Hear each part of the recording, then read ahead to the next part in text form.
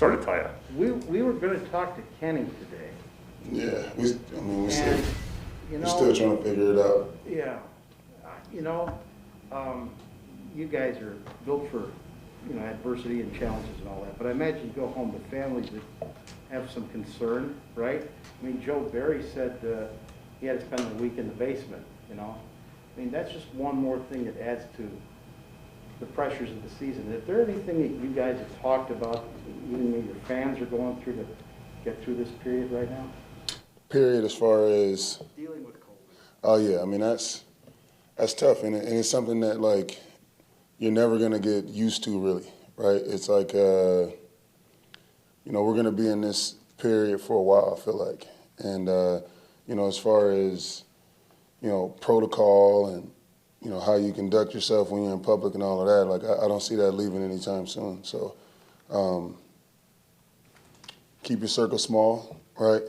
I think throughout this whole period, that's something that, I've already adapted that long before COVID was a thing, but just going through the whole quarantine and all of that, like my circle is a dot now. So I've been trimming the fat for a long time, and I think when COVID happened, it was just like, all right, cool. I don't talk to this person a lot, bye. I don't really see this person enough, bye. So definitely got closer with family and my close friends, and try to keep it as small as possible. Marcedes, you played like approximately 3,500 games. So a game like a game like Sunday where you have 4 for 51. I mean, obviously it's a really good game, but what does that mean to you in the grand scheme of it? Honestly, I was talking to Devontae about this. Like, for me, it's being accountable when my number is called, and I don't think of it as like, oh my God, like it's just this big thing. It's just for what I'm asked to do in this offense, that's a part of it. And, that's one of the reasons why I'm still, in this game and still contributing like I am, is because I can still do things like that when my number is called. So, I don't try to make it bigger than what it is, and just, focus on being my personal best every time I step out there on Sundays. Sage, did you know that Sunday was the 200th start for you? Or at what point did anyone make that aware? I didn't know that. I think I knew I was getting up there, obviously, right? Like you don't really zero in on like what the actual numbers are, but I mean, I'm 37, so I got to be close. You know what I mean? But yeah, when he texted me the other day about it, I just was like, wow, like that's amazing, and I'm definitely proud of it. But in the same token, like there's so much more out there for me, and that's how I feel. I mean, I take care of my body, take care of my mind, and just chasing history and trying to be the best I can. You have started 25 in a row. That is the longest streak among tight ends. Cole Kmet's at 16. How have you done it? I mean, I realize that you work hard, but there's also, I'm sure a lot of people work hard and they still get hurt, Yeah, well, and that's just it. I think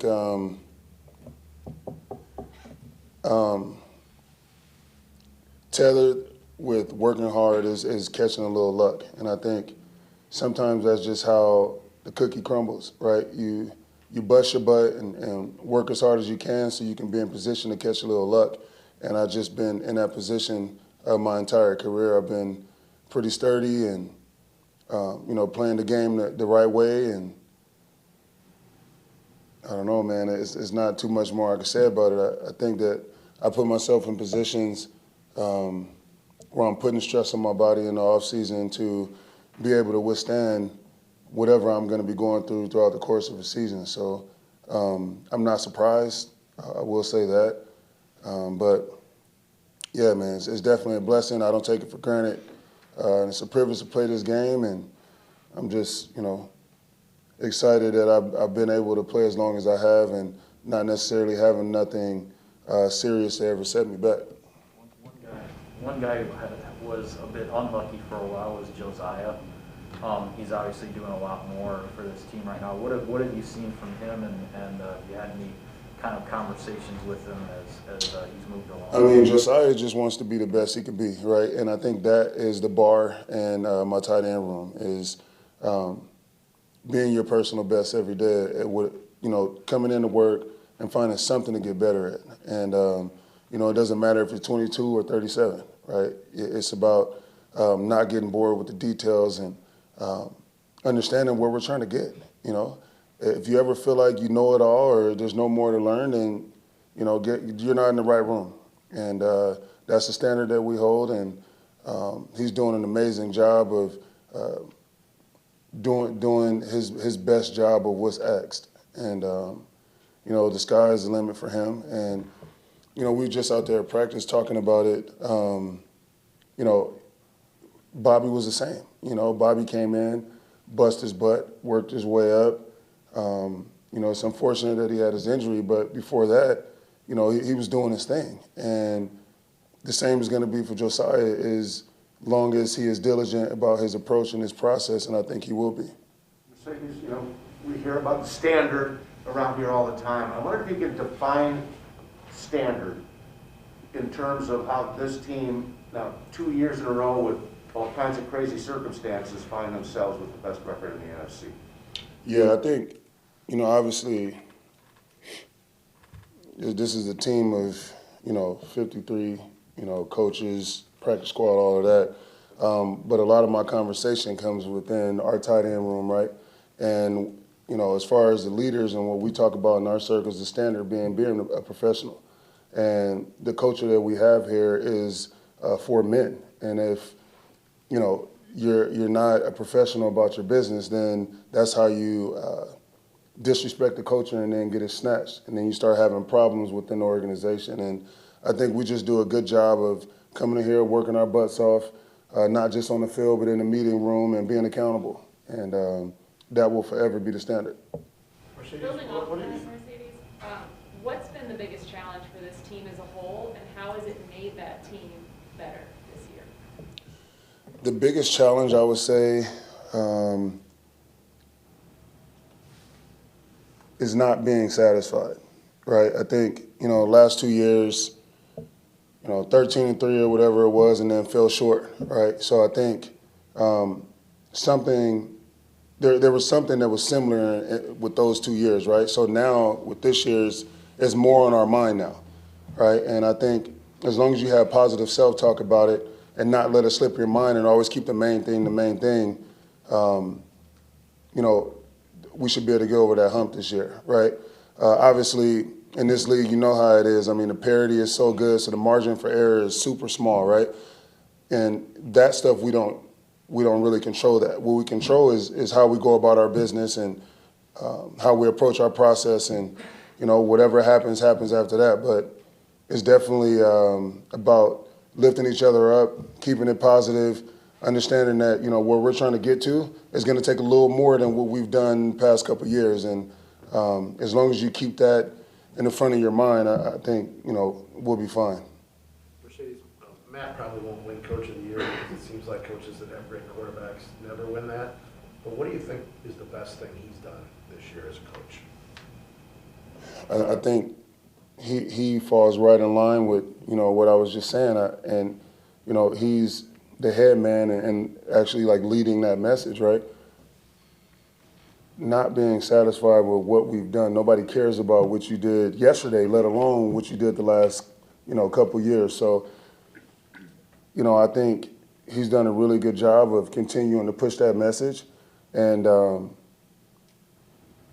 just staying hungry, man, and just eat crumbs, and always stay hungry and stay in your lane and not worry about what's happening on the side of you. Because as long as we take care of our business, we have everything that it's going to take to get us to where we want to get to in the end. And it's hard not to kind of jump ahead, right? Because you see everything happening, but we have to stay present, and I think we're doing a really good job of that. And, that's something that, Matt has talked about since the time we came in here for camp.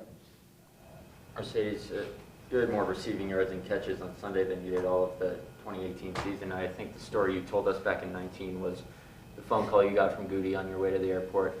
What has it meant to you that that promise has kind of stuck true, and in this role you've since developed? Yeah, well, I think, for me, it's about my legacy. It's about, still giving to the game, what I have. I still have a lot of football in front of me, and I know it's weird, like when I said that 4 years ago or 3 years ago, people were like, man, I don't know, he's 37, 36, whatever it was. But I believe in my work. I believe in my process, and I'm just grateful that they've gave me the opportunity to continue to live out my dream, right? So I always got to come with it and do my part. And for me, that's the easy part because I still love this game. And when I wake up in the morning, I still believe I'm one of the best, and I go about my work like I'm one of the best, and that's going to put me in a position to put my best product out there on the field every time I step on it. So, like I said, hopefully there's much more than that for me. And I'm saying it here so you guys won't be surprised the next time I'm standing up here. You know what I mean? But definitely grateful. And, I've been a part of situations where, honesty has not always been there in this profession. And, so that's what I'm used to. And, to be able to come here and, he hold to his word, and, me to be able to thrive in an environment that like I have, you can't beat that with a bat. Marcedes, as someone who's seen a lot of football and knows how hard it is to get to the top, how much of those past NCAA championships motivate you? I think motivation is temporary. I'm very internally motivated, so those external factors like that don't really shake me too much.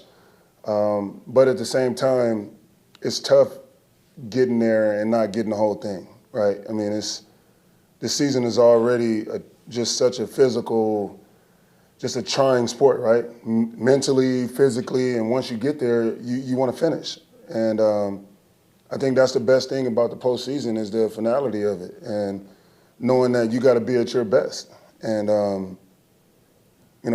for me as one of the leaders, I think that's the message every week is being at your best when your best is needed. And that's really how I try to lead. And so far, it's going the way I pictured it. So we just want to keep this up. I don't like really talking about it too much because I don't want to,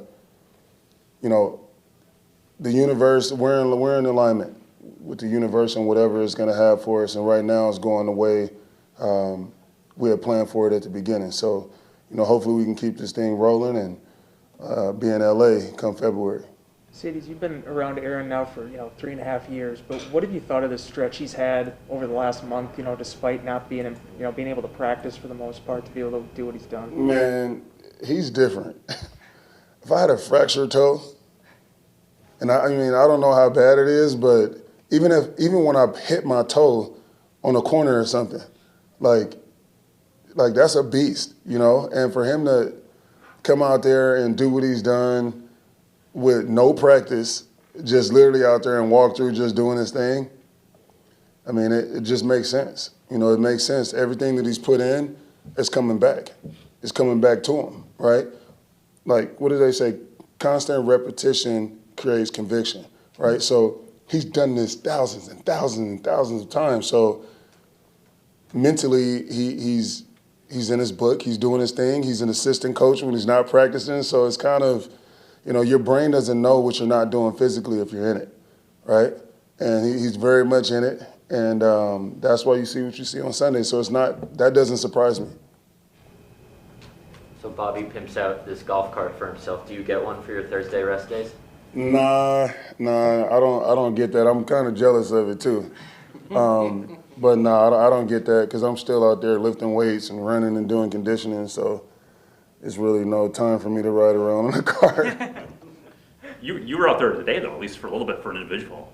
Yeah. So what made you get out there compared to past weeks? Yeah. Well, Baltimore creates a lot of issues as far as protection issues, as far as like the pressures that they bring. So I was over there just being an extra set of ears and eyes for the young guys, and me hearing it again over So I'm on my thing too when we get out there on Sunday. So that's what that was. It seems like that franchise year after year is really good at linebacker. I mean, forever, right? Yeah, I mean that's what they're known for, right?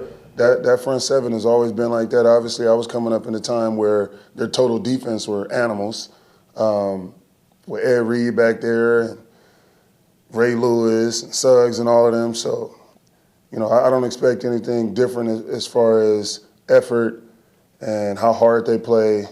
You know, I told the team earlier. I mean, it's going to be a 2 chin strap game, and that means that, like, you know, just be prepared. You know, be ready to bite down on that mouthpiece and get it in for 60 minutes or however long we're going to be out there. But we're going to have to earn this one. So we're looking forward to the challenge.